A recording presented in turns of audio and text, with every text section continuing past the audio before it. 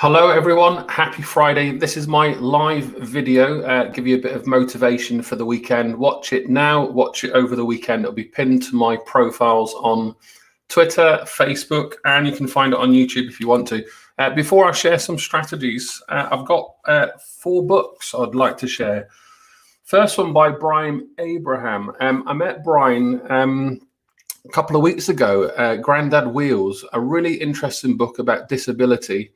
Telling lots of great little stories. So if you're interested in something for primary, take a look at Grandad Wheels, Brian's website, for some really lovely little cartoon books, little stories, really funny. And he's like a great kind of man with loads of good resources for your primary school. Second book is an ideas book. We're in a pandemic, people working online. I've published one of these myself, 100 Ideas by Bloomsbury. This one on computing lessons. Having taught computer science in my career, there's always things that even as computer scientists, teachers need to learn. So there'll be lots of good ideas in that one if you're interested. And I've got 2 well-being, mental health type books, one for teachers, one for our children. I've not looked at this one yet, but it's published by Bloomsbury and it was posted to me last week by Maria Neal, looking at pastoral care and nurturing successful learners, particularly with the new, here in England, the new RSE curriculum coming in, something you might find interesting. But I've not looked at that one yet, so I can't say much more. This one I have looked at by Amy Sayer. So staff mental health. 10 years ago, you'd struggle to find much research on teacher well-being and its links to academic outcomes. What Amy's produced here, lots of nice little case studies, a really nice little read.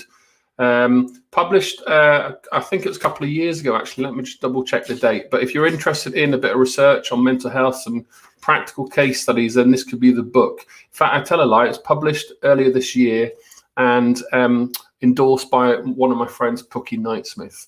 So those are some 4 or 5 books for you. Now, let me bring my slides up on the screen for you. This is what I'd like to talk to you about this week. So here we go. Let me just put this up on the screen full size. So revision strategy. So this is a resource for my membership, which I launched, which I'd planning prior to the kind of start of lockdown, and I'd launched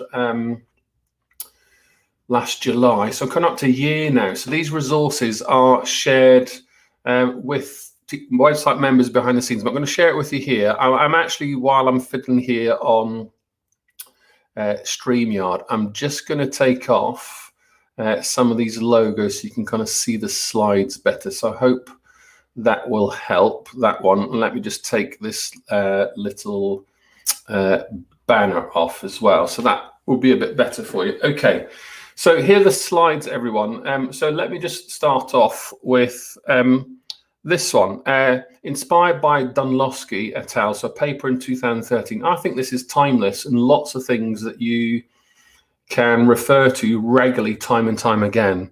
If you look at this slide in particular, this is, and be very cautious with the ranking showed here. As ever with academic research, go behind, look at the methodology, look at the number of pupils, the age, the context in which the research is conducted, and how the researchers come to say, in terms of efficacy and impact, why something has a high, medium, or low impact. Particularly the ones in low, and I haven't ranked these in any particular order in this area, still use these. They do have an impact on outcomes, but in terms of this research context, a low efficacy. There's a huge abundance of research on retrieval practice, we'll know. Your revision, retrieval, rehearsal, practice, whatever you call it, we all know that those low-stake assessments, alongside a little bit of motivation, relationships, good behavior management, all these things underpin effective retrieval practice. They're going to have a high impact. So as we come into the revision season, exams, assessment, or just generally day-to-day building up knowledge and schema in our students, it's probably the go-to kind of resource or strategy that I'd advocate teachers use. As ever with the retrieval practice, make sure that you are using a range of retrieval practice activities to suit the context, not just repeating the same old 50-50 phone a friend, exit tickets, that kind of stuff. When it's spaced, interleaved, mixed topics, then we also know that's going to have a bigger impact over time rather than that cramming approach. So good tips for us all when we're learning, as well as parents watching who have got kind of school-aged children who are practicing for exams. So there is the research. Now, this is the resource that I've actually created. Now, my thinking here was at the back end of the slides, there's a blank template. It's almost like a calendar, either to use for your curriculum plans, a schema work delivery, or a whole school overview for introducing study skills.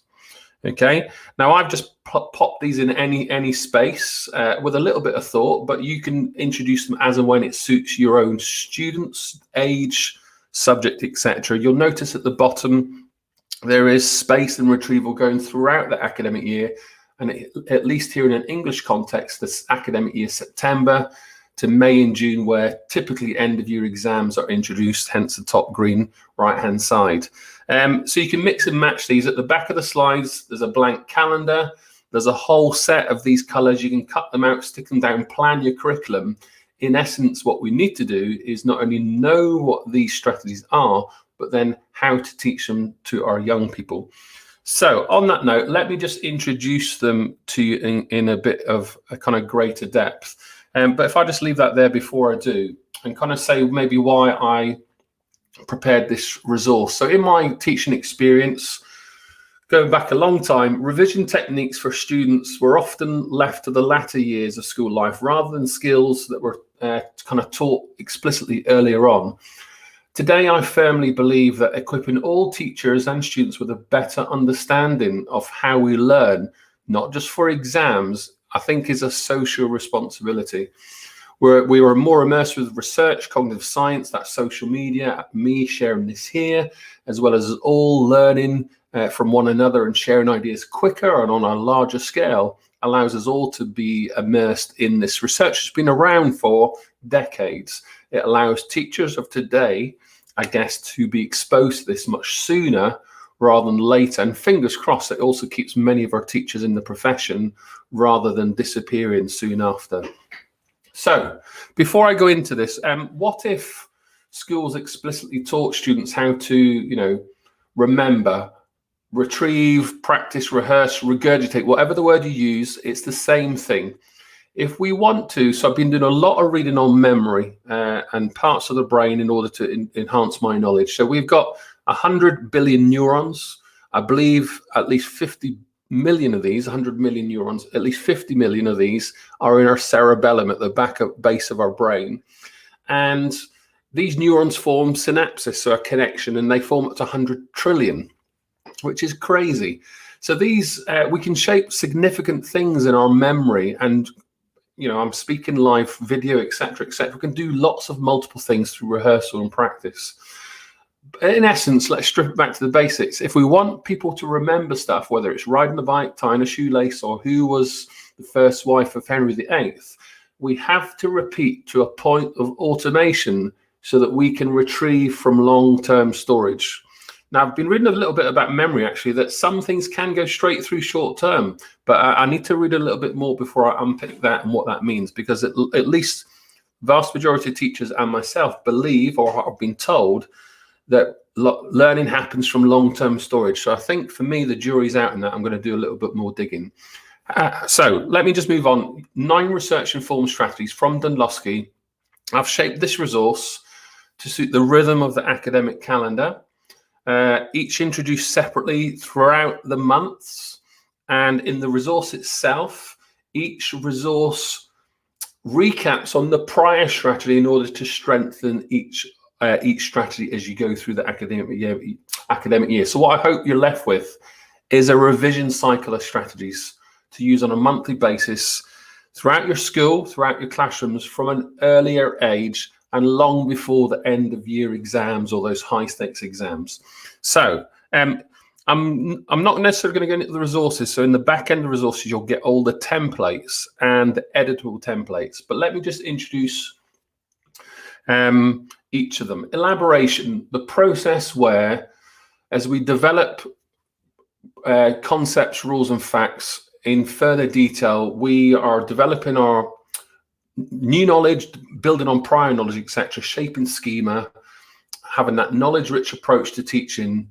All these kind of things are broadly the same, but essentially this elaboration, at least for the classroom, a teacher could simply say it again, or ask why and how, in order to allow the student to elaborate on their response. So the important point here for teachers or parents watching is to regularly check for understanding and accuracy. And useful ways teachers can encourage students to elaborate is to provide concrete examples rather than abstract concepts. So I'll give you an example. If I said, to be good at making a table, you need to be careful with the saw. That's very abstract. A concrete example, with the tools, with the table in front of me, I might say, to be good at making tables, Ross, let's plan and develop some paper models first. Let's make sure we measure accurately using a measuring tape, steel ruler, pencil, and let's use the correct saw. Okay, and that's a lot more concrete. So in the resources, you'll get some examples of how I would do that in the classroom. Second strategy here, self-explanation. Put simply, it's when a student can explain maybe to another person, another student in class. We know that when we learn something, it has to be based on prior knowledge. So a teacher asking questions, offering prompts to help retrieve can be beneficial to support this process. Now, there's a good base of research in this area, and it has, according to Dunlosky, a medium impact on outcomes. My interpretation, I suppose, is that recommending that we ask students questions, offering prompts 2 or 3 times, research and retrieval 2-3 times, is useful for long-term retention. So Jeffrey Karpicki research, I would signpost there. Idea 3, so summarization, pretty again self-explanatory, but we still need to teach these things to students who don't know.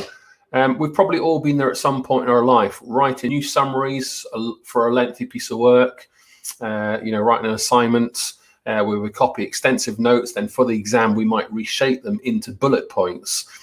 We translate everything we learn into a short summary to help us remember key points. So this schema can be triggered. So I'll come back to mnemonics later. The colors of the rainbow, what are they? Do you have a mnemonic to help you remember the colors of the rainbow? I suspect some of you do, some of you don't. Okay, so that's summarization, third strategy. The fourth one, highlighting. Again, pretty straightforward. I can go through the whole text here of a book. The technique's easy to use, often used by many students. The problem is, how do we help them identify key texts? And this could be whether we're identifying nouns, pronouns, whatever it is, subordinate clauses, whatever we're working on. The technique has a relatively low impact according to Dunlosky's research, but it can have an impact under certain conditions and shouldn't be disregarded, I think. So there's an opportunity here for all of us teaching subject terminology, key language, etc., etc. So another simple tip that I think needs to be taught at an earlier age. Now, mnemonics, I got the little kind of fist bumps there, the kind of months of the year, the number of days per month according to the knuckle shape. The colours of the rainbow, Richard of York gave battle in vain, etc. So using mnemonics is a great mental shortcut for building memory.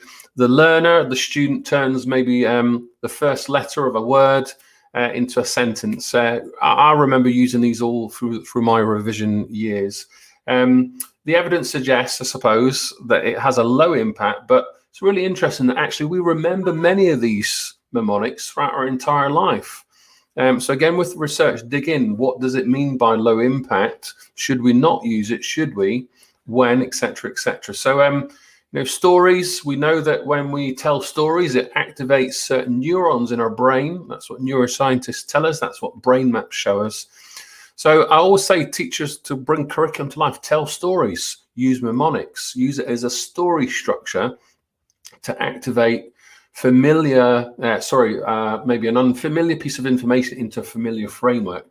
So I guess telling stories, you might want to introduce a surprise or a conflict. So I've been writing my new book today. I might pose to you, how do you start off by writing a new book? There's an interesting question in itself.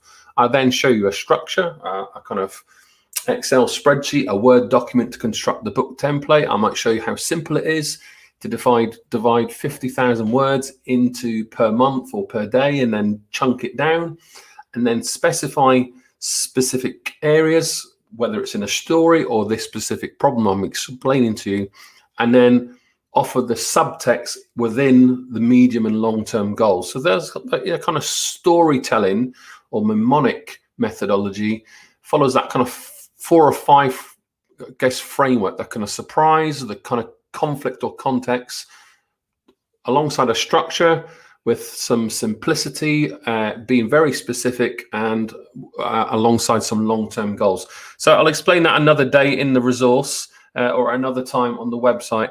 6th one is dual code. Now, for me as a design technologist, as soon as I was immersed with this term, as a pedagogical tool, sketchnoting, which I've been doing for a number of years now, and with some of my resources, it all makes sense. So, dual code in theory, been around 40 years or something. Put simply, use of verbal and visual information, not learning styles. Okay.